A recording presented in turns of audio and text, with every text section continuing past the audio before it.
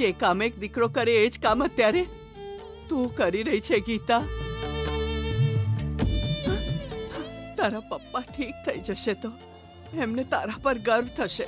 પણ કેવી રીતે ગર્વ થશે? આવું કેમ બોલે છે? ગર્વ કરવા માટે માણસ જીવતો તો હોવો જોઈએ. આ તું શું બોલે છે? આવું તને કોણે કહ્યું? આ સાચું છે માજી. વૈષ્ણવજી ક્યારના મોતને ભેટી ચૂક્યા છે. પહેલા ડોક્ટર્સ તમારી સાથે જૂઠું બોલીને ટાઈમપાસ કરી રહ્યા છે. આ ટ્રીટમેન્ટ પેલી ટ્રીટમેન્ટ કરીશું કહીને પૈસા લૂંટી રહ્યા છે. એ લોકો તમારી સાથે વિશ્વાસઘાત કરી રહ્યા છે. કાલ સાંજ સુધી તમને વૈષ્ણવજીના મૃત્યુના સમાચાર ન મળે માટે લોકો પર કોઈનું પ્રેશર છે. તમારા પતિ વૈષ્ણવજી જીવતા નથી. હું જે કહી રહ્યો છું એ સાચું છે માજી. હું તમને કહેવા નહોતો માંગતો પણ તમારું દુઃખ મારાથી જોવાયું નહીં એટલે મારાથી રહેવાયું નહીં માજી. મેં તમને કહ્યું એટલે મારી નોકરી જશે પણ મને એની પરવા નથી. હું જે કહી રહ્યો છું એ સાચું છે માજી. અંદર વૈષ્ણવજી જીવતા નથી. ગીતા, ગીતા, માં, આ બધા લોકો આપણો વિશ્વાસઘાત કરી રહ્યા છે. તારા પપ્પાને કંઈક તો થયું છે, કંઈક તો થયું જ છે.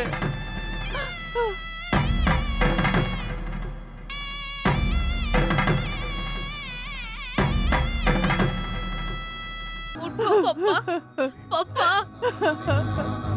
શું છે જી? અમને છોડીને કેમ જતા રહ્યા? વાત કરો જી. પપ્પા ઉઠો ને પપ્પા, પપ્પા, પપ્પા ઉઠો ને પપ્પા. તમારે જીવવું જ પડશે પપ્પા. અમારી સાથે રહેવું પડશે પપ્પા.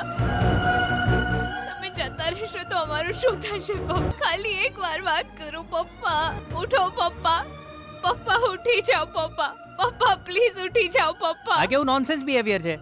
હોસ્પિટલમાં કેવી રીતે બિહેવ કરવું એ ખબર નથી પડતી? તમારી બકવાસ બંધ કરો. બિહેવિયર વિશે તમે વાત કરી રહ્યા? મારા પપ્પાની લાશ પર પૈસા કમાવા બેઠા છો ને? આ છે તમારું બિહેવિયર? શું? શું અમને ખબર નથી એમ? મારા પપ્પાનું મૃત્યુ થયા પછી પણ એમને બચાવવા માટે એક ઇન્જેક્શન આપવું પડશે એવું કહીને પૈસા લાવવાનું દબાણ કર્યું. તમે માણસ છો કે નહીં? તમારા જેવા કેટલાક ડોક્ટર્સને કારણે સારા ડોક્ટર્સનું પણ નામ ખરાબ થાય છે. થુ. ચમ થૂક્યો. મામા મારા જવાની વાત ખાલી એક રાત માટે ના છુપાવી શક્યા. તમે મમ્માને મહેનત ના કરી શક્યા મામા. એ તારા પગ ચો છે બતાય જરા. તારી તો તારી માં હમણાં જ ડાયલોગ મારીને જઈ એક રાતે મારા દીકરાનું ધ્યાન ન રાખ્યું. એક બાજુ એ ને બીજી બાજુ તું. મને હું ઢોલ સમજી રાખ્યો તમે લોકોએ. હા કંઈક તો નાટક કરવું જોઈએ ને. કરેલું મેં. ફેલ થઈ ગયો. તારી જેમ હોવાનું નાટક કરેલું. આ તો કેવી રીતે પકડાઈ ગયા? આ નબળા ગમછાએ ફસાઈ દીધો. આ બધું છોડ દો. ત્યાં કોઈ પ્રોબ્લેમ તો નહીં થયો ને? થવાનો છે. એ ગીતા એના બાપને બચાવવા માટે મરી રહી છે. પૈસાની વ્યવસ્થા માટે હેરાન થાય છે. આ બધું જોઈને મને મજા આવે છે. મજા આવશે? ચમ નહીં આવે? એના બાપાને મરવાની ખબર જો પડી જત ને તો ત્યાં જ તને જમીન પર પછાડીને ચટણી બનાવીને ખાઈ જાત. મામા જાણ્યા વિના ગમે તે ના બોલો. એનો બાપ હજુ મર્યો નથી. વાતને સમજ્યા વિના ગડબડ કરવા વાળો તું છે.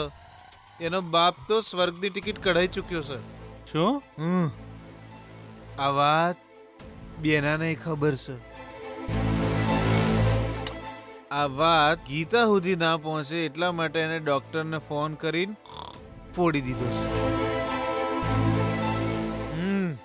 જો આ વાત ગીતાને ખબર પડી જઈ તો એ કાલે જ અહીંયા આવશે અને તારી હગાઈમાં પ્રોબ્લેમ ઊભા થશે. તારા જીવનમાં કોઈ તકલીફ ના આવે એટલે ઓયકન તાર માં રાત દાડા એક કરી રહી છે ને તું આવું બધું કરે છે? જા જઈને હુઈ જા. એનો બાપો મરી જશે એ વાતની ગીતાને ખબર ના પડે એવી ભગવાનને પ્રાર્થના કરજે. જા. મામા તમે સુવા નહીં આવો મામા? હજુ હું થોડું ઢેચે અને તને સૂતો જોવા માંગુ છું. તારું ધ્યાન રાખવાની મારી જવાબદારી છે. હવેથી તું મારી જવાબદારી સમજો. હવે તે કોક કર્યું મારી લાશ જોવા માટે હું જ નહીં રહું ભોણા.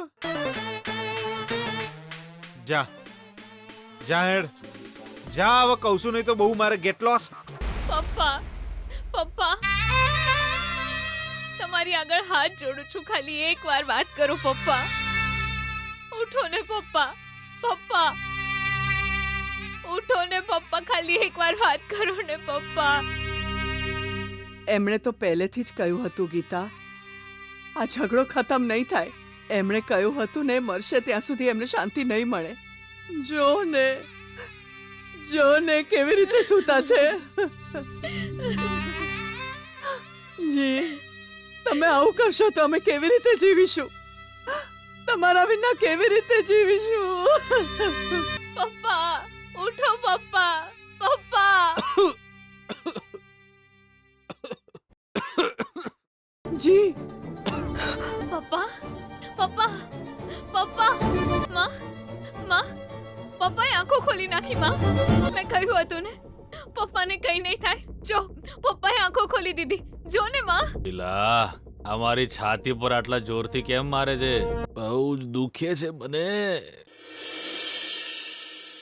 ઉફ. હજુ થોડી વાર આવું મારતી રહીશ ને તો સાચે જ મરી જઈશું. જી, તમે મરી ન શકો. તમે મરી ન શકો. તમે જીવો છો. ગીતા, ગીતા, તારા પપ્પા જીવે છે. તારા પપ્પા જીવે છે બેટા. નહીં તો શું સુશીલા, હું મરી ગયો એવું લાગ્યું તમને લોકોને? હા પપ્પા, કાલે રાતે તમે ઓહ, ઝેર પી લીધું તું એમ જ ને? તો પછી કેમ બચાવ્યો મને? એ અભિષેક, આ શું છે? આ કેવું ડાયગ્નોઝ કર્યું તું? સર, ત્યાં જુઓ, સ્ટીલ ECG મોનિટરમાં કોઈ વેરિએશન જ નથી. એને જ જોઈને સર મેં અમને મૃત જાહેર કર્યા હતા. સર, આ નર્સે જ કહ્યું હતું, એમના પર જ વિશ્વાસ કરીને. અરે ભાઈ, એનામાં તો દિમાગ નથી, તારામાંય નથી કે શું? મોનિટર જોઈને માણસ જીવતો છે કે મરી ગયો છે એ ડિસાઈડ કરે છે. સિમ્પલી પલ્સ પકડીને ચેક કેમ ના કર્યું તે? Sorry doctor. સોરી શું કહે છે? એ ECGમાં કંઈ પ્રોબ્લેમ હશે, પણ એના કારણે માણસને મૃત જાહેર કરી દેવાય? સારું થયું તમને કંઈ થયું નથી. હું તો કેટલી ડરી ગઈ હતી તમને ખબર છે? મારા મરવાની ખબર સાંભળીને તું ડરી ગઈ હતી, પણ હવે હું જીવતો છું એ વિચારીને મને ડર લાગી રહ્યો છે સુશીલા. જી, એ ડોક્ટરે કોઈક ઇન્જેક્શન આપ્યું તું મને. સરસ ઊંઘ આવી ગઈ. ઊંઘ પણ એક રીતે મોત જેવી જ હોય છે સુશીલા. પણ હવે હું ભાનમાં આવી ગયો. મોતમાં જે સુખ છે એ જીવનમાં નથી સુશીલા. જુઓ, પરિવાર આવી વાત ન કરતા. તમે આરામ કરો. જે વીતી ગયું છે યાદ કરીને તમે ટેન્શન ન લેશો. જી, જે જીવન છે એને રિપેર કરીને ગમે તેમ જીવી લઈશું. આ બધું છોડો, તમે રેસ્ટ કરો, રેસ્ટ કરો. પપ્પા સુશીલા, જો મને ખુશ રાખવા ઈચ્છતી હોય ને તો તારી દીકરીને કેમ મારી સાથે વાત ના કરે?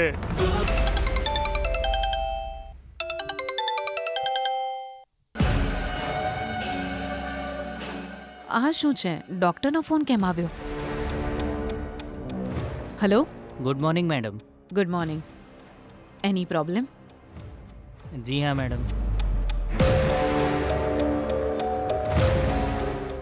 શું થયું?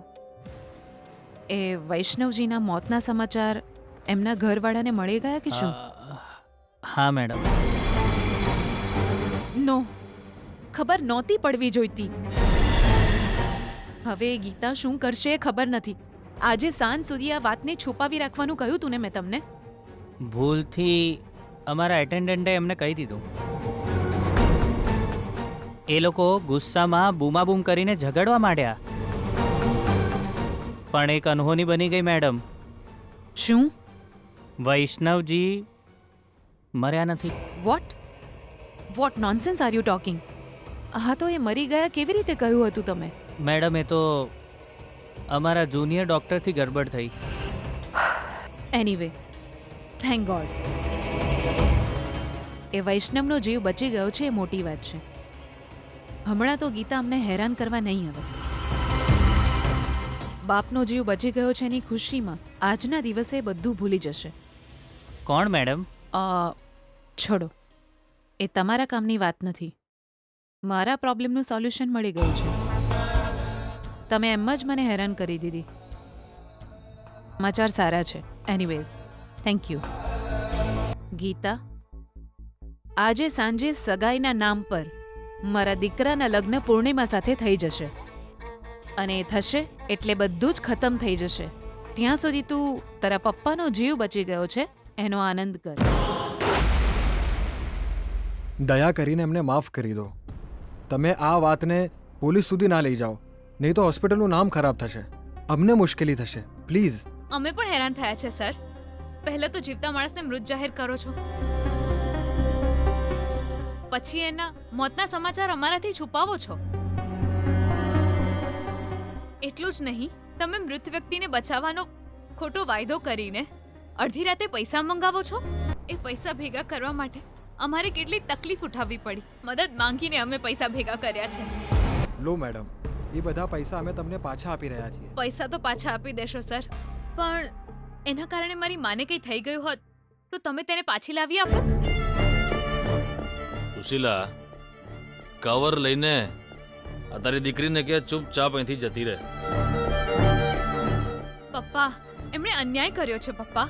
આપણી મજબૂરીનો ફાયદો ઉઠાવવા વાળા નીચ લોકો છે પપ્પા. લોકો પોતાની રમત જાણી જોઈને જ રમતા હોય છે. તારી દીકરીની જેમ. સુશીલા, મેં ના પાડી હોવા છતાં એણે સ્પોર્ટ્સમાં ભાગ લીધો. મને દુઃખ થશે જાણતી હોવા છતાં પેલા મિનિસ્ટરના દીકરા સાથે. શીલા, મારું ટેન્શન વધી રહ્યું છે. ચલો જઈએ અહીંયાથી. જે પણ હોય સર, આવી નીચ હરકત કરનારા બંને ડોક્ટરોને સજા નહીં મળે? જરૂર મળશે મેડમ. અત્યારે ને અત્યારે જ એ બંનેને નોકરીમાંથી કાઢી મૂકું છું. એટલું જ નહીં, એ બંનેને કોઈ પણ હોસ્પિટલમાં કામ ન મળે એટલે આ બંનેના નામને બ્લેક લિસ્ટમાં નખાઈ દઈશ. જે ગુનો કર્યો છે એની સજા એમને જરૂર મળશે madam. You don't worry, I will take care. આવા સમાજના દુશ્મનોને, પ્રોફેશનલ ગુનેગારોને યોગ્ય સજા મળે એની જવાબદારી મારી છે. I will definitely do it.